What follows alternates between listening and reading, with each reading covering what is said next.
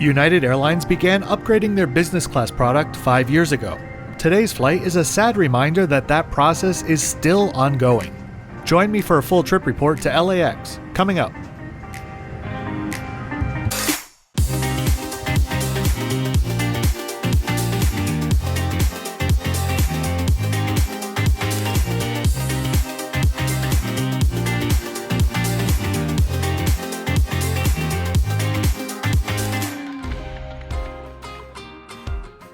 Today's journey began earlier this morning in Saigon. To check out the ANA flight that brought me here, click on the pop-up above or in the description below. Japanese airports are a lesson in organization and precision even during the busiest of times. And so now, with Japan's borders still mostly closed at the time of filming, the airport was the perfect calm and buttoned-up juxtaposition for my chaotic flight to LAX. I booked this ticket using Air Canada Aeroplan points, and even though it was just 1 month before departure, I had many options to choose from, with United or ANA being the primary options to choose. I went for United just for a bit of variety since I hadn't flown with them since 2014. After having my documents checked at the United transfer counter near Gate 32, I made my way to the ANA lounge as the United Club was still closed. Considering how many flights United has operating from Narita now though, and how crowded the ANA lounge was at times, I'd say it's about time they reopen. Very businesslike, the ANA lounge was surprisingly busy and bland.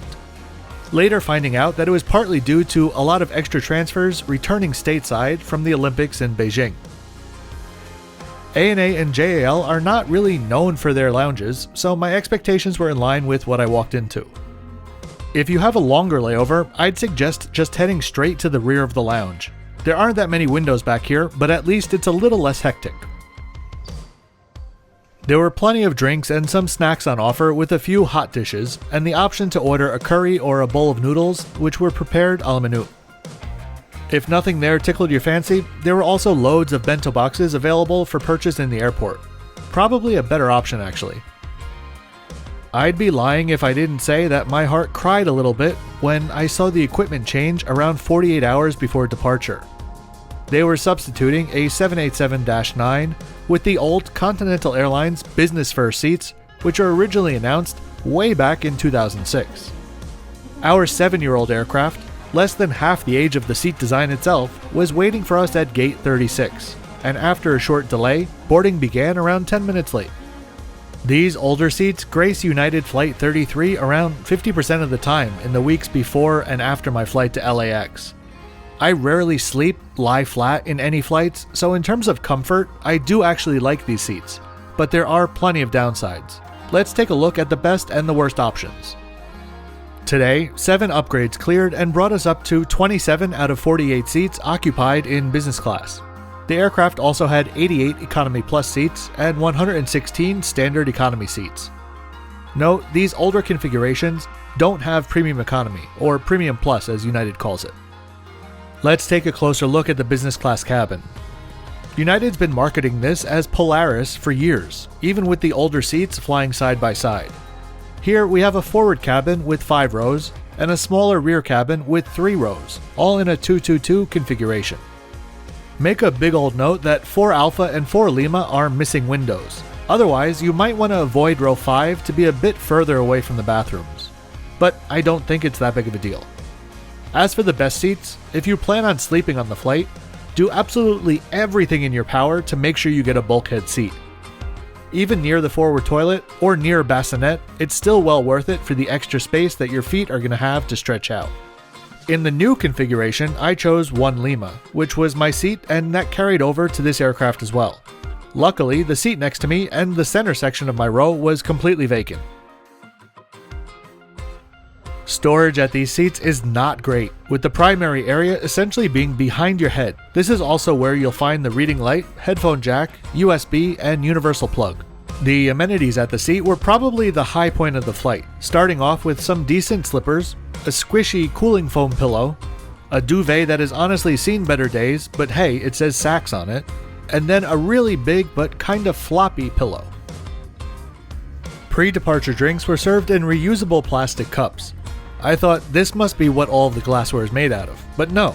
After takeoff, we got real glasses. So I can't really imagine why this is done. Under the IFE monitor is a small storage area, and here we can see why the bulkheads are so much better. The footwell has to be around triple the size of standard seats.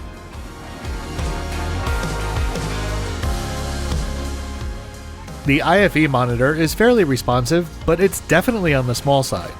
Thankfully though, the aircraft is outfitted with individual air vents, though the onboard Wi-Fi didn't work for the duration of the flight. The Amenity Kit was massive, both in terms of the size of the pouch and the contents inside. I wasn't a fan of the pleather material, but inside was a trove of Sunday Riley and United branded products. This shot just missing the socks, which were also inside. PJs and seat sleeping pads were not offered, nor did I expect them. Pushback was actually 3 minutes early, and I'd like to think that that was done specifically so that I could have some incredible sunset shots on the climb out.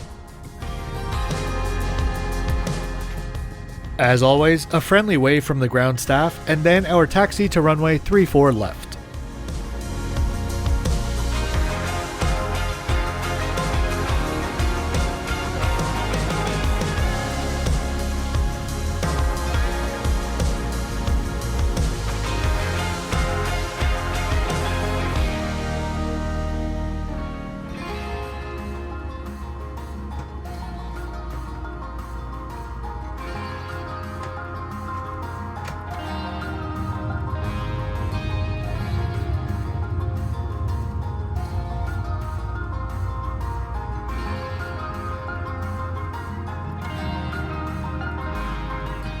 Our departure on this chilly February evening would be to the northwest before quickly looping around to start our journey to the east.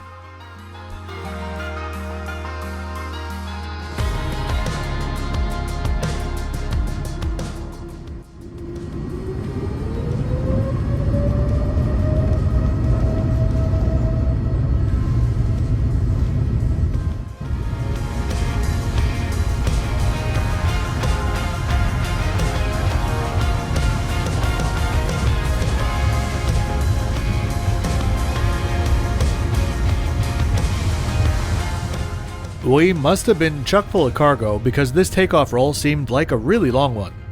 Soon we were airborne and on what was likely the choppiest takeoff I've ever been on. I know turbulence over and around Japan is very common, but tonight was a bit extra.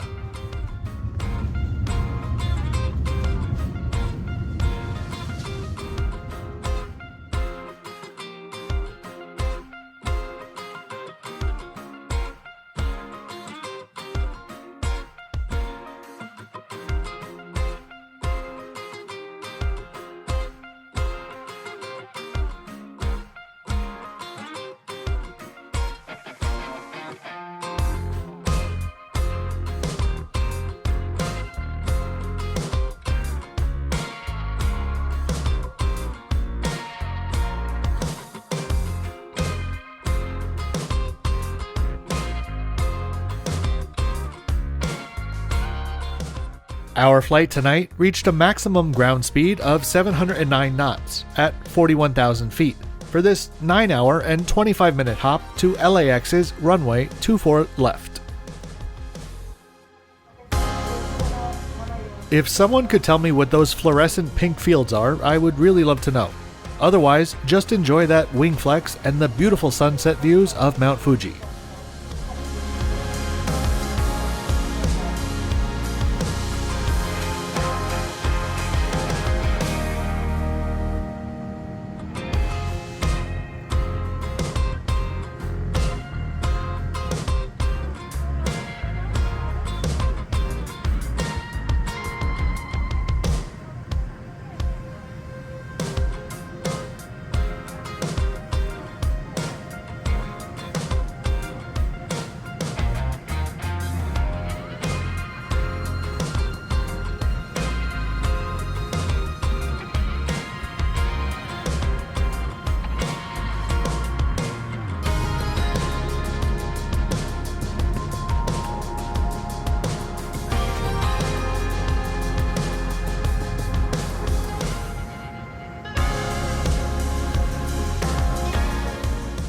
Now I got a better chance to take a look at the IFE system.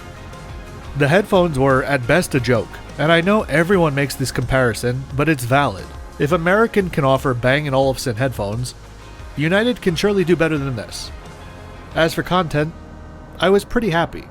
I don't think I even made my way all the way to the end of the new releases reel during the duration of the flight. Then we were presented with some beautifully embossed menus. I'm kidding, this is United. There were no menus in paper or digital form.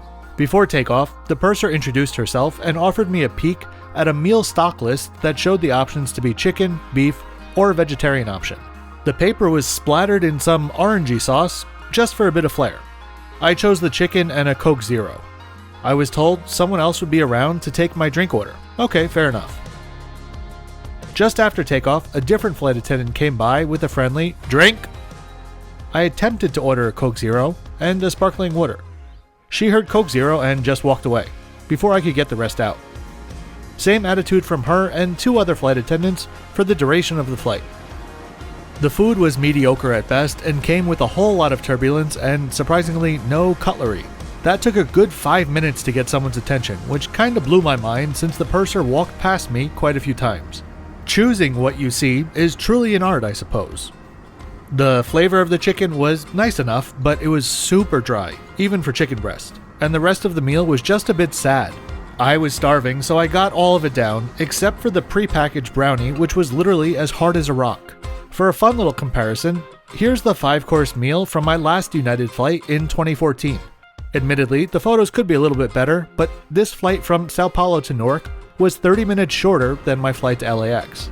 I was able to flag down the drinks flight attendant for a vodka soda before checking out the restroom, which was stocked with Sunday Riley products and kept presentable, but not necessarily clean throughout the flight. Being an overnight flight flying east, the sun came up quicker than expected. If you'll indulge me, I'd like to go on a small rant about the service for a second. Besides the 2 or 3 flight attendants with poor attitudes that I mentioned earlier, the service wasn't bad per se. No one else was rude or had poor attitudes, but the service just wasn't appropriate. The purser, who was my primary flight attendant, was friendly, but just too casual, and many other flight attendants followed suit. Yes, I know flight attendants are there for our safety, not just to serve passengers. That's fine, but please don't treat me like I'm just some other person that you bumped into at your kid's soccer game last week. I am in fact paying for this flight. You don't need to act like you're doing all of us a favor just for showing up today. Alright, rant over. Breakfast was served around 90 minutes before landing. We had a choice of a quiche or pancakes. Again, a little reminder of the same service some years ago.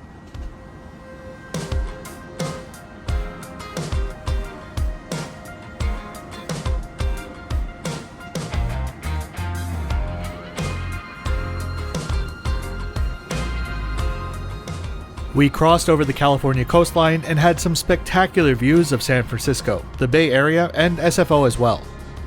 Frankly, the views all the way down to Los Angeles were beautiful. I'm from the East Coast, and regardless of how much I've traveled internationally, I've never spent an extended period on the West Coast, and I'm always delighted to see how beautiful it really is out here.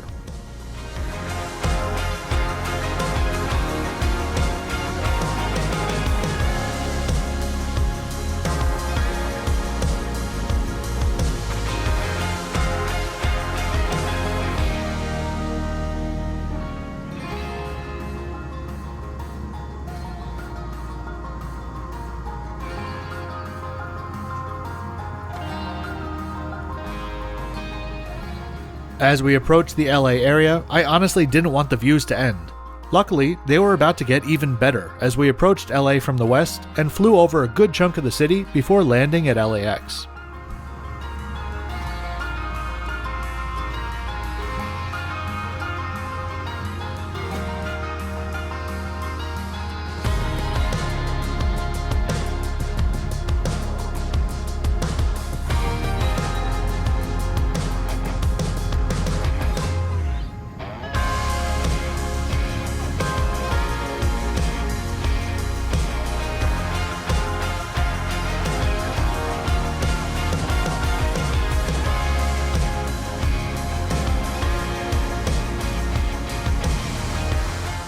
We touched down at a surprisingly chilly and cloudy LAX, only to need to wait at the gate for 30 minutes as we arrived before ICE opened at 10:15.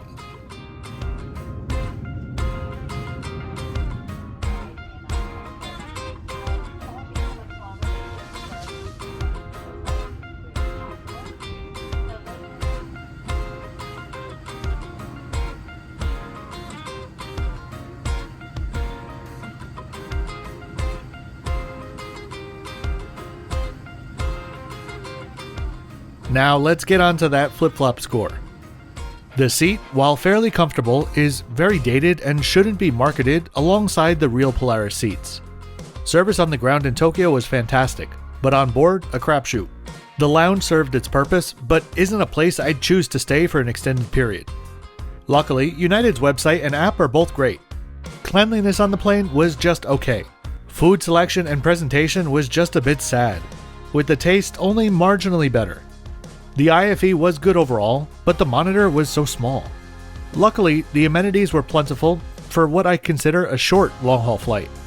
Overall, a disappointing 70 out of 100. Lesson learned, if you have the choice between United and ANA, always go for ANA.